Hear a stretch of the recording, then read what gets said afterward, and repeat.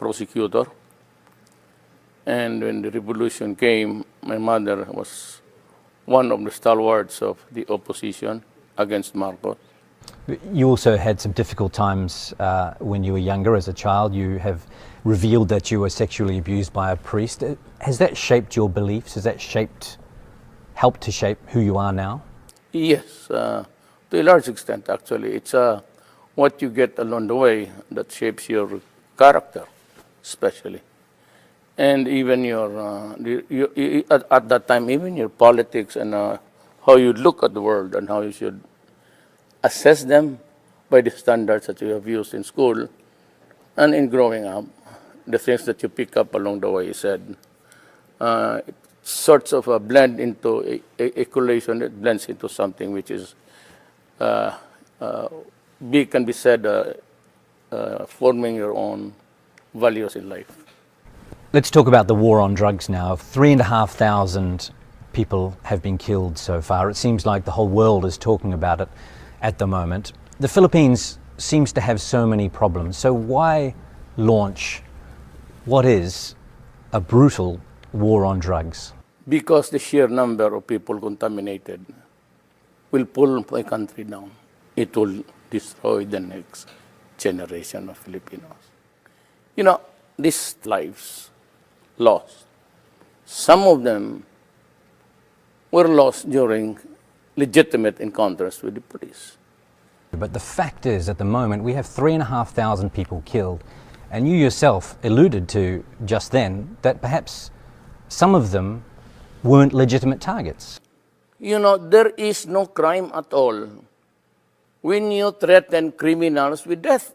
In my country, at least, there is no law which says I cannot threaten criminals.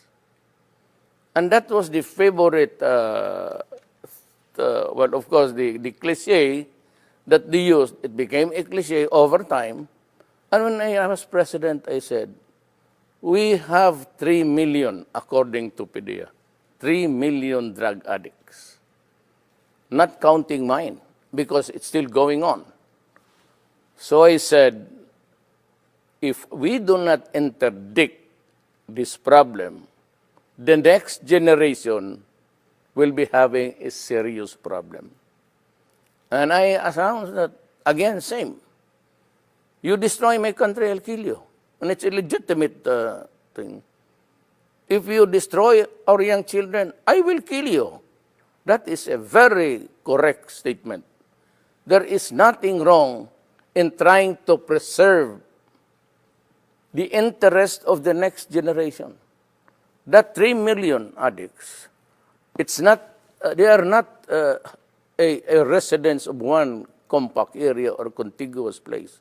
They're spread all over the country. And by the sheer number, because if you are a user, you must push, unless you are the son of a billionaire, or because you have to sustain your addiction by getting another financer for you. And then the next financer will have to get a new victim to finance it. That's how it became. That is how drugs is spread. But it was not until I became president that the widespread and the magnitude of the problem became really a serious issue. So what about the children and the innocent people who have been killed? Well, that is bad. So will those cases be investigated? Yes, Do you promise that? Of course. But let me tell you, this is the law of my land. Here is a police. Here is a gangster. He's armed with an M16. The gangster only a pistol. But when they meet, they exchange fire. With the police with an M16, it's one burst, and hits 1,000 people there, and they die. There's no criminal liability. It could not be negligence because you have to save your life. It could not be recklessness because you have to defend yourself. Just like when the United States and the rest of the country, when you bomb a village, you intend to kill the militants, but you kill in the process the children there. It's only how it is explained. And we are, people judge best when they condemn. So they would always place you in a bad light. But the situation does not call for that. And that explains the reason why, until now, I have yet to hear an apology for those who have in Vietnam, in Afghanistan. Never mind about the militants. Kill them. But then, in the process, 2 families, hospital, it is collateral damage. Then why is it is a collateral damage to the West, and to us, it is murder? You went to law school. Yes. You worked hard to be part of the legal system. You are a lawyer by profession. Correct. And you were a prosecutor for many years. Yes. Do you still believe in the country's judicial system? Like now, I should believe in the system because I will guarantee this time that the law is break. There are judges here in Manila, more than 1,000 cases, no conviction at all of a drug case. That is where money flows, maybe savagery, threatening people on both sides. That is how it is played here. That's why we have this miserable thing about the drug problem now. But do you agree, do you acknowledge that you have encouraged vigilante killings? No, I said I will kill you. If I encourage, fine. Yes, but the point is that people can get away with murder right now, and you know that some of the killings are not legitimate. Well, So do you think that there might be cases of people settling old scores out there and disguising them as the war on drugs? I do not play with conjectures. I do not make assumptions. I just say what I should be saying as a president and as a mayor. Now, if the criminals there are killed by the thousands, that's not my problem. My problem is how to take care of the law-abiding, God-fearing young persons of this republic because they have our resources. Strictly speaking, you cannot find any redeeming factor in being, the criminals there. They are there for what? They are there for just like the cartel in Mexico. If you have read Ian Grillo, this is how the cookie crumbles. Exactly. So when I make a projection, I will kill you because I'm the mayor, I'm the president. Now, if vigilante would take over, but, I cannot control it. I cannot be God and control everything. Okay, you just kill these guys or you wait for the courts to do that. Well, you can encourage good policing and you can encourage justice and trust in the judicial system. Correct. But when I was campaigning as a president, the drug problem was already reaching by the millions. Well, 3 million is 3 million. Now, during my time, we have started to count. We are nearing now the 800 mark, 800,000. By the year ends, I would have about also 1 million. So I have 4 million drug addicts. Do you think that's an easy number? No. So why not put all the energy into rehabilitation? Well, where do you find it? Reforming healthcare. Okay. Can we cut this for a while? I'll just have to. Pakikita.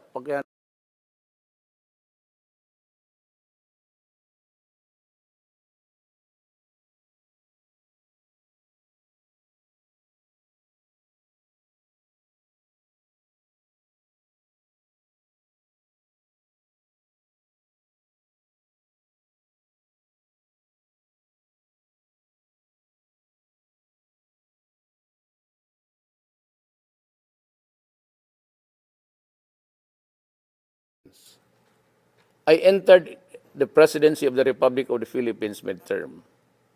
There is nothing at all left in that budget for this year, which was prepared by my predecessor, which was also prepared the other year to be implemented this year. The implementation does not contain any money. Because nobody, until I became president of this country, nobody realized how widespread, how dimensional it was for us. Sir, in the past, during the campaign and weeks into your presidency, you have repeatedly said that you have no regard for human rights. But human rights is actually part of the Constitution. And as head of state, it is also your duty to uphold the Constitution. How does that connect? I would rather intimidate and strike fear in the hearts of the criminals, just like what happened in Davao, when finally you can walk the streets, walk about in the streets at night, and you can eat anywhere at any time, and nobody would bother you. It's happening in Davao. Davao City is in the midst of Mindanao, it's troubled land. But I can assure you, as plenty of people have been there, it's a destination for conventions and conferences international. It's always selected, so it's booming. It is a little bit rich than the others. Why? Because we can live our lives normally. And of course, business can thrive. So that when I said, I do not care about what the human rights guys say. I have a duty to preserve the generation. If it involves human rights, I don't give a shit. I have to strike fear because I said, the enemies of the states are out there to destroy the children. Are you not worried about possible ramifications in the future for you, a possible impeachment or being tried in the international court? Good question. Before you can begin, you must determine that I have committed a crime in my country. That I have committed mass murders in my country and then charge me there. There can be no ramifications when I say that I will kill you if you destroy my land. It's a legitimate statement of any general, of any wartime president, of any tribal leader to say those things. Of course, you said there can be consequences. But I am not worried about this thing. I do not make any projections. How many vigilante killings? Well, if you compare the 4 million to the 3,000, minus legitimate encounters between the law enforcers and the criminals, give or take even a half of it. So what is it to the lives already lost? I have 4 million addicts to take care of. And I have been criticized and would say, well, why don't just, Duterte build rehab centers and just place them there? Why not? Why do you have to kill him? Look, I am a midterm president in the sense that I entered this year the presidency, only this year. The budget for this year was prepared by my predecessor, So Aquino. And it binds me because it would last until December. Nowhere in this budget provides enough money to build even 2 buildings of rehab structures. It's all what is left of my government now after the election is just enough for the MOOE, maintenance and all. So you're saying, sir, no capital outlays. the budget of President Aquino for this year, the last 6 months, does not include any rehabilitation? Because the problem was there, but there was nobody minding the store. I was the only mayor brave enough to say those things.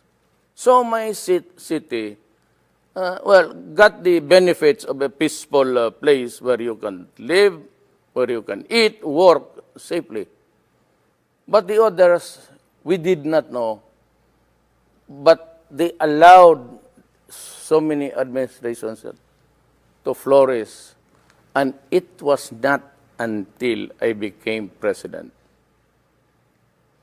that we realized that there were already, according to at the time to General Santiago of the PDEA, Philippine Drug Enforcement Agency, that there are already 3 million addicts. So never mind my counting because I'm still counting up to the end of the year. Are you in favor of medicinal marijuana? Yes, but that is a very long process. It has to be something like being officially certified by the Food and Drugs of the Philippines, and it must have this qualifying, activity where it's being used to find out if it's really medicinal or if it can do something good for the body. But you'd consider it? You'd consider it, the legalization of it, for example? I'm not the authority for that. It's the Food and Drug Administration which says that it's good. Okay. If it is certified by the government that it's good, fine, no problem. I don't think anyone could deny, doesn't matter how controversial it is, that you've delivered on your election campaign promise to crack down on drugs. Yeah. One thing you haven't delivered on yet is your promise to ride a jet ski out to the disputed territory in the South China Sea and plant the Philippine flag on there. Now, many people, many voters, I assume, took that as a sign that you were going to be tough on China in that disputed territory in the South China Sea or the West Philippine Sea, but you haven't been. Why? Do you really think that I would go there riding? I don't even own a jet. No, I don't. But people perceived that as a sign that you were going to get tough with China. It was a hyperbole. Literally, you cannot expect to ride. I don't even know how to swim. And if it overturns, then you lose a president along the way. So why did you say that then? What were you referring to? Hyperbole. To stress a point that we will not give up anything there. But your statements recently tend to indicate that you are willing to give up some territory there. No, it doesn't. Nobody's going to give up the judgment that it's in our favor. I cannot give it up. Nobody can give it up. Nobody in the Constitution allows anybody to give it up. Even the president cannot give it up. Those are our entitlements. This is an island. Every country in this world is given its own fish pond. That's your fish pond where you get the fish, the shells, and everything. You cannot give it up. You can only negotiate to prevent war. Remember that okay, I'll push your logic to this logical conclusion. We have this judgment, right? Two things. I can go into a rage because it's being occupied. But remember, it is not a sovereignty that is there. It's the entitlement attached to it is the sovereignty. Okay? The other is to go into a rage and fight, and the other is to talk. What do you think will happen to my country if I choose to go to war? I fight alone? Or I would call upon the other countries to help me? Who? Who would die for my country except us? So we can only talk. And that's why they invited me for talks. I will go. But I will go with this paper.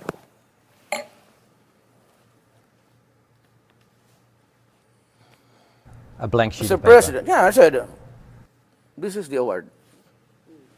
I cannot go out beyond the boundaries of this paper. Let's talk. Let's begin here. The Philippines won a landmark case against China, unprecedented in recent history, a smaller country standing up to a superpower. It declared the 9-dash claim of China invalid. Now, you're going to China, and you've mentioned previously, you said that you will not insist on the position of the Philippines on the Scarborough Shoal. Now, your critics are questioning why it seems you're going to China and negotiating from a position of weakness rather than of strength. It would be arrogant to me to go there and say, I'm going there to fight for this and that. You know, there's much to be learned in history, and even in the books, and the way the Orientals places the words in his mouth, especially the Chinese. You have to go there with a little bit of courtesy. But when you are already in front of each other, then I said, this is it. We do not go. What would be the purpose in going there without this? For what? But you can guarantee to the Philippine people that you are not going to sign away or give up hope or give up fighting for the Spratlys Scarborough Shoal. Yes, in the first they are place, Philippine territory. Nobody but nobody, not even the president of this country, can give up the claim. You are not allowed to do that. My mother was one of the stalwarts of the opposition against Marcos. You also had some difficult times when you were younger as a child. You have revealed that you were sexually abused by a priest. Has that shaped your beliefs? Has that helped to shape who you are now? Yes, to a large extent, actually. It's what you get along the way that shapes your character, especially. And even at that time, even your politics and how you look at the world and how you should assess them by the standards that you have used in school and in growing up, the things that you pick up along the way, you said, sorts of a blend.